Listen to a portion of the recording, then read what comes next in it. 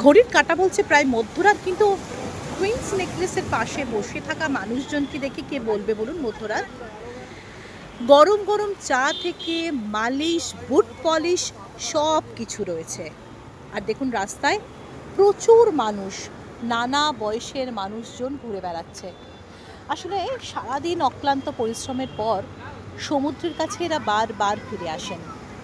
মজার কথা বলেন এরা, বলেন আমরা থাকতে পারি চলে, আমাদের হয়তো অনেক বড় বড় বাড়ি নেই, কিন্তু মুম্বাই কিন্তু আমাদের খানিকটা সুকুন দিয়েছে, নিশ্চিন্ততা দিয়েছে। এই সমুদ্রের ঢেউ তারা গোনেন, এই সমুদ্রের পাড়ে বসে থাকেন, বেশ মজা লাগলো আমার।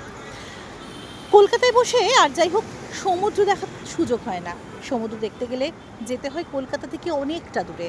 তাই যে কটা দিন এই সমুদ্রের ধারের শহরটাতে রয়েছি, সে কটা দিন রাত বিরেতে এসে সমুদ্রের স্বাদটা নিতে কার না ইচ্ছে করে বলুন।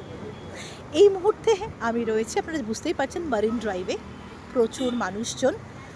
আর আমিও রয়েছি এখানে, খানিকটা সময় কাটাবো, একটু চা খাবো, একটু ঘুরবো, তারপর ফিরবো মুম্বাইয়ের ডেরায়। এখনকার মতো বিদায় নিচ্ছি, শুভরাত্রি।